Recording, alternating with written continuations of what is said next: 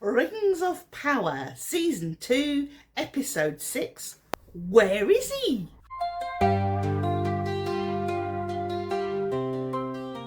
Hi, and welcome to the next instalment of my light-hearted Rings of Power reviews. And this time we're going into Episode 6, and we begin with Arondir running through the woods. Suddenly he hears something, and so he hides. And we see two orcs discussing Adar, and as Arondir is listening to their conversation, another orc attacks him from behind, and we have the Arondir orc action scene. And of course, with a swish of his blade, he makes short work of them. It's funny how wood elves' swords don't glow like the high elves whenever an orc is coming along, because that would have been really handy. While searching through the bodies, he comes across a map to Eregion. And so Eregion is where we are taken to next. And Celebrimbor, hard at work in the forge, seems to be losing his marbles a bit. Although he's not making marbles, he's making rings. But he's certainly losing it up here. Mirdania, who appears to have been elected shop steward, confronts Celebrimbor over his behaviour. The thing I've noticed here is Mirdania and Anatar's clothing look very similar. Almost like she's slowly falling into his power. Oh dear, Mirdania, you really don't know what you're getting into, love. At the end of the conversation, Celebrimbor asks Anatar to negotiate with the dwarves over the mithril, because the dwarves are saying, no, we're not going to give you any more. So Anatar says, yeah, no problem, I'll sort it. Another thing I find rather interesting is how fatigued the elves are with all this work. Elves genuinely don't get tired. They don't get tuckered out like mortals. And the fact that they're getting so exhausted really makes you think Anatar is sucking the life out of them. Outside the forge, in the town square of Austin Ethel, they have this big statue which is to Feanor, who was Celebrimbor's grandfather. Now, there's a lot I could say on Feanor, which I won't, because I will talk for hours about Feanor and how I dislike him. Anyway, I'm going to end up digressing if I talk about Feanor, so I'm not going to do it. But we have this statue of him with one of the Silmarils in his hand, and he's looking at it admiringly. Anatar speaks to the people, and he basically says that he's in charge now, and that Celebrimbor is hard at work and he can't deal with anything else, and that he's been assigned to deal with the city. And while having this talk, who should pipe up but good old Mirdania? And she says, and so we have a bit of a problem. And it turns out what the problem is normally the town has artisans coming and going, and they've noticed recently that not many people have been arriving, so they've been a bit concerned. So they sent some soldiers out to find out what was going on. And in return, they get a dead body with a load of black speech all over it. Anatar examines this. He tells them to bury it, not tell anybody. Problem being here is that they brought him in through the main gate, so loads of people would have seen this body. Anatar shutting the gate after the horse has bolted, mate. So Mirdania asks him, should we tell Celebrimbor about this? And so it's like, no, leave Celebrimbor alone. I'm in charge. And then he turns on the charm again, and she's just like, you know, because she's well under his spell. Mirdania, darling, this guy has more red flags than the railway children. Run now. She ain't gonna run, is she? So then she asks about what the carvings mean. And Anatar looks a little bit cagey here, and he basically replies with, where is he? Because he knows exactly what that means. In the orc camp now, we've got Adar and Galadriel having a kind of really weird dinner date. Adar tries to convince her for the elves to join forces with the orcs so that they can bring down Sauron. But of course, Galadriel is his prisoner. She's chained to a chair, for goodness sake. And I think here he's trying to show that he's a better jailer than she was, because when he was held prisoner, he was sort of tied up and shoved in a barn, and she was brutal with her interrogations, whereas he sits there. Yes, she's chained to a chair, only by one arm, but he's laid out a nice dinner for her and having a nice chat. It makes you wonder whether he's still got a little bit of that elvish charm about him. During this tete-a-tete, Anatar pulls something out of a chest, and it turns out to be Morgoth's crown. This I find a bit weird because in the Legendarium, the crown is actually beaten into a collar, which is put around Morgoth's neck before he is chained up and shoved out of the night door into the void. So quite how he's got Morgoth's crown is a bit on the side. Anyway, I know I'm quoting the Silmarillion again, but I can't help it. I'm a nerdy crone. I like the Silmarillion. I must admit, I did quite like this scene. I like the battle of wits between them, where it's almost like they want to trust each other, but they can't. Anyway, one of the better scenes, I think, in the whole episode. I must admit, I do like the battle of wits between these two characters. I like the way Galadriel is trying to seem unnerved and unruffled, but you can tell Adar is getting under her skin, and she's, I think, at a point of cracking here. And next, it's time to hop on an eagle and fly off to Numenor, where all the superhumans live. And we see Elendil in front of Al-Pharazôn, as he's now calling himself, standing trial. Now, he's offered clemency if he is willing to repent of his sins and swear fealty to Al-Pharazôn. So he could get off here, but of course he sticks to his grounds that Miriel is the rightful ruler and that he is loyal to the faithful. I think his daughter, I kind of feel she's like a bit of a Sansa character at this point. She wants to save her dad. She wants her dad to say all the right things so he could get off and perhaps they could make amends. But of course he doesn't, and so he's carted off while they decide what they're going to do with him. And I think she's quite shocked at this point to see that Pharazôn's councillors decide they're gonna chuck him to the sea monster. Apparently this is a traditional Númenórean punishment for people who've done something bad, and if they're innocent they get chucked out of the water, and if they're guilty then the creature swallows them. And I'm thinking that it doesn't make sense for the Númenóreans to do that. This isn't something that Valar would do at all. You know, Ulmo would not have a pet worm that eats people. And I'm just like, why are we doing this? This does not make any sense whatsoever. Ulmo loves humans. Why would he let a sea worm eat a human? No, he wouldn't do that. If you don't know who Ulmo is, he is the god or the Valar of the oceans and the sea, and he rules all of water in the world, from the tiniest drop to the deepest ocean. He governs everything, and he particularly likes mortals. In fact, all the peoples of Middle-earth, he wants to help. He's one of the few Valar who actually try and help, rather than do the whole standoffish thing, we're in Aman now, not getting involved type thing. No, Ulmo is one of the few that try and help in the best way that they can. And then all of a sudden we are brought into the stranger's visions, and he wakes up and he's worried about Nori and what's happening to her, because obviously the last time we saw them they all got separated. He's still with Tom Bombadil and they're having a discussion about the vision and what it means. And Tom starts talking about secret flame. Now I'm wondering whether this is a reference to the flame imperishable, which is what Eru uses to create life.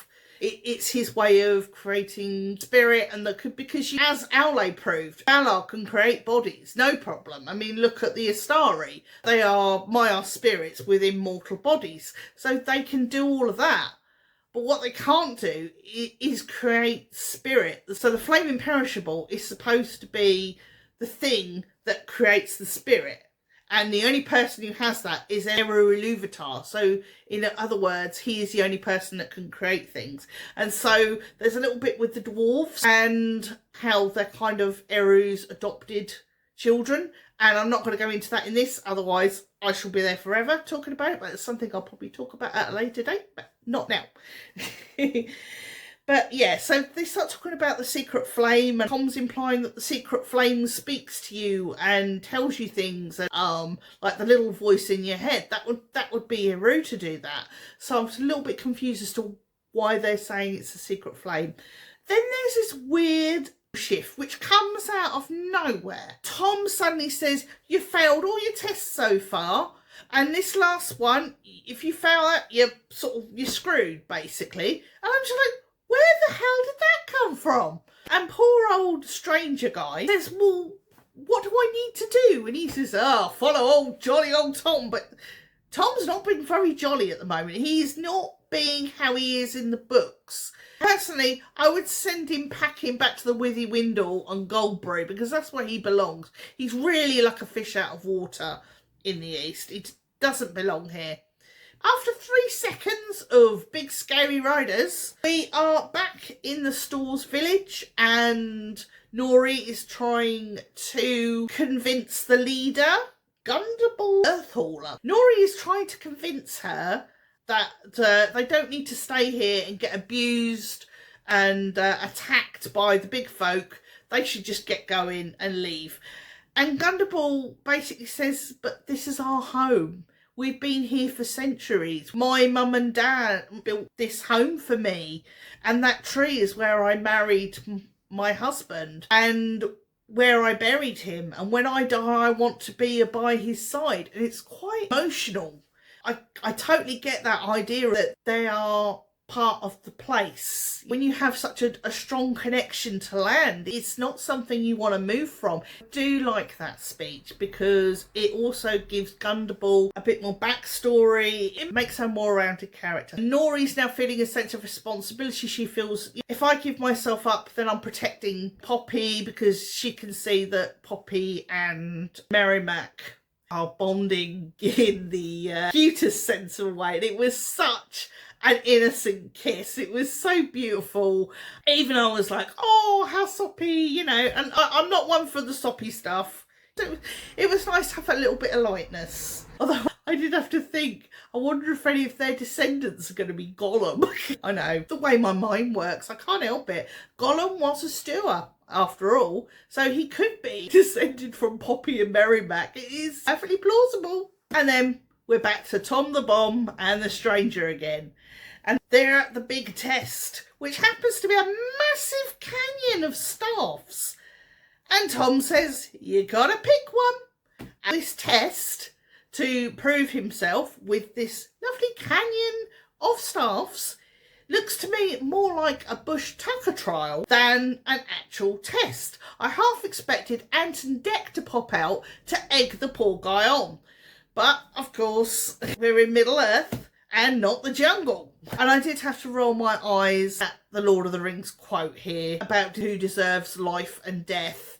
This is obviously what Gandalf says to Frodo, and they're kind of implying that he got the idea off Tom Bombadil. After all this, Tom disappears.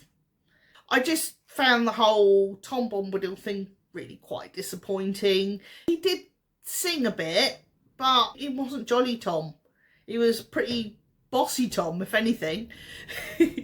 So now we're getting down and dirty with the dwarves in Khazad-dûm, where King Durin is creating his own version of the Dragon Horde in the throne room.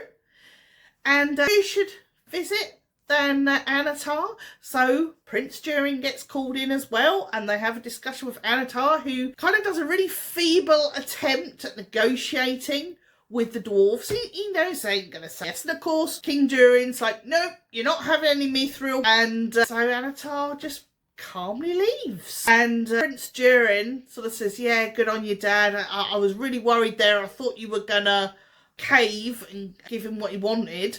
And King Durin's like, "Nah, of course not, son. I'm going to wait for them to come back and give me a better offer, and then we'll give them the mithril." And Prince Durin's like, "No, please." And then King Durin wants deeper mining. And so Durin and Disa are discussing this and how they're going to stop it happening.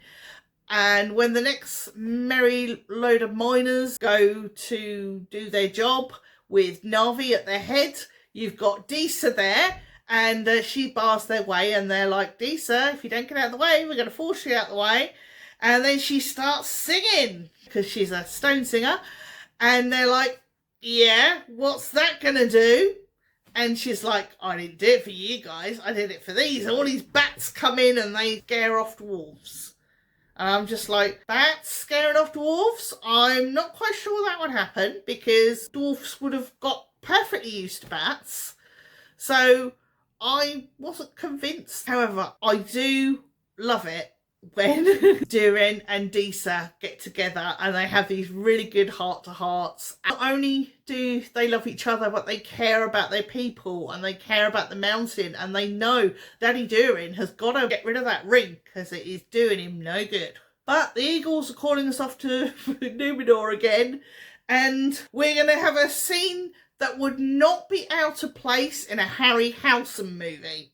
If you're my age, you remember Clash of the Titans and Jason and the Argonauts and all of them. Brilliant movies. If you younglings haven't watched them, you need to watch them. They are just awesome. It's stop motion, not bloody CGI. They have this ritual now where they're summoning the sea worm, according to Eowyn. I nearly call her Earwig sometimes. But anyway, Eowyn, she's come to beg her father one last time to cave in. You'll still get a pardon. Just swear fealty to Pharazôn. It's not worth it. You know, they're going to feed you to a big scary worm out there in the water. Don't do it. And he is adamant that he is not going to cave. And so she pulls the big guns out. She's actually convinced Pharazôn to allow Miriel to speak to him. And they have this little emotional moment. And I must admit, I don't like this because it kind of implies that they kind of have a thing for each other. And I don't think that would be appropriate. She's the rightful queen and he's the Lord of Andunia. Down by the waterside, now we have Elendil getting ready for his big dip. You can see the sea creatures coming and everyone's waiting with bated breath as to what's going to happen.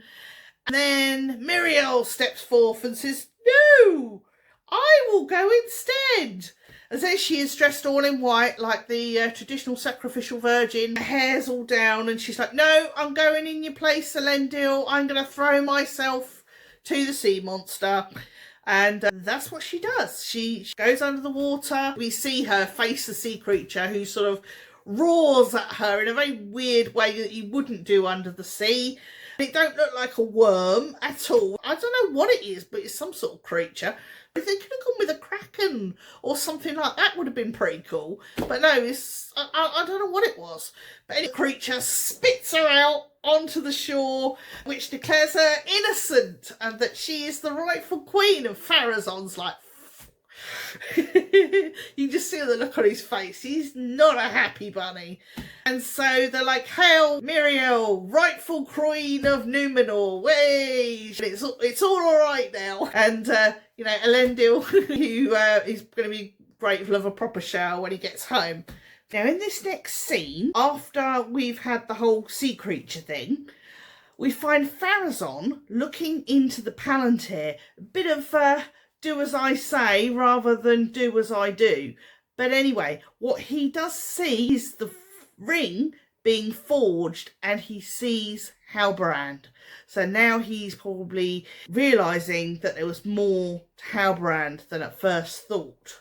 Next we see Galadriel spilling the beans, telling Adar everything he wants to hear because she seems to have been persuaded that Adar might actually be on her side.